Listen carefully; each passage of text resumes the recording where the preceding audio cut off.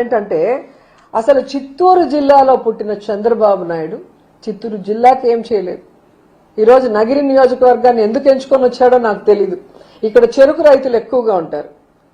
ఏ విధంగా షుగర్ ఫ్యాక్టరీలు మూసేసి తన బినామీలకి అప్పచెప్పడం కోసం చెరుకు రైతుల్ని సర్వనాశనం చేశాడో మనం అందరం చూసాం. మొన్న అధికారంలోకి వచ్చాక మామిడి రైతులను కూడా ఎలా సర్వనాశనం చేశాడో మనం చూసాం.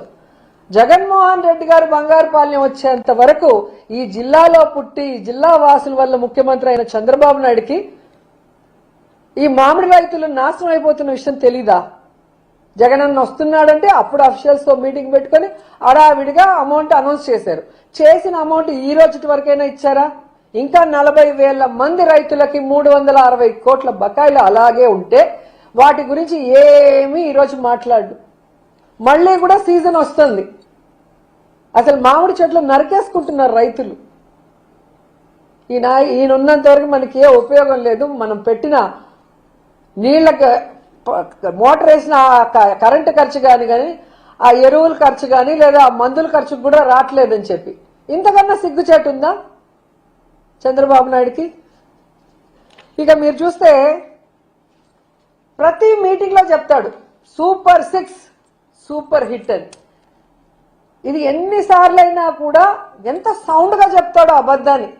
నేను సూటిగా చంద్రబాబు నాయుడిని అడుగుతున్నా, మీరు సూపర్ 6 అన్నారు. ఆ సూపర్ 6 లో మొదటిది ఏంటి?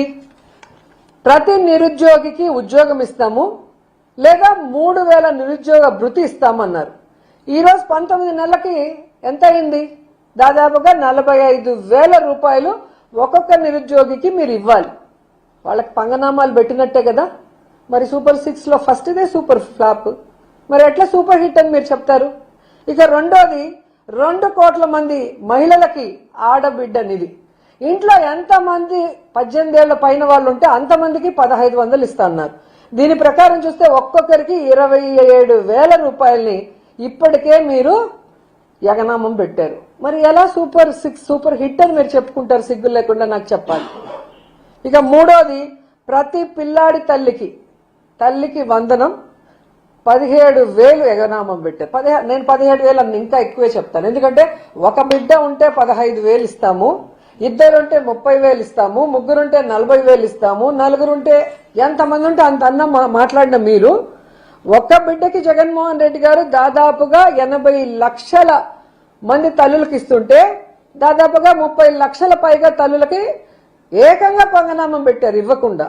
ఇచ్చిన 50 లక్షల మంది తల్లుల్లో ఒక బిడ్డకు గాను ఒకరికి 7,000, ఒకరికి 8,000, ఒకరికి 10,000 అందరికీ యగనామాలు కోతలే పెట్టారు.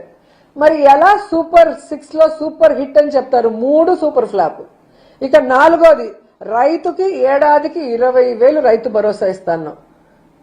మొదటి సంవత్సరం 20,000, రెండవ సంవత్సరం 20,000. నువ్వు ఇచ్చిందంతా 10,000 ఇచ్చి 30,000 పంగనామం పెట్టావు. అవునా కాదా? అలాగే మీరు ఇంతకు ముందు చెప్పిన ఆడబిడ్డ అనేది ఫస్ట్ ఇయర్ అయితే మొత్తానికి 80 లక్షల మంది తల్లులకి పంగనామం పెట్టావు.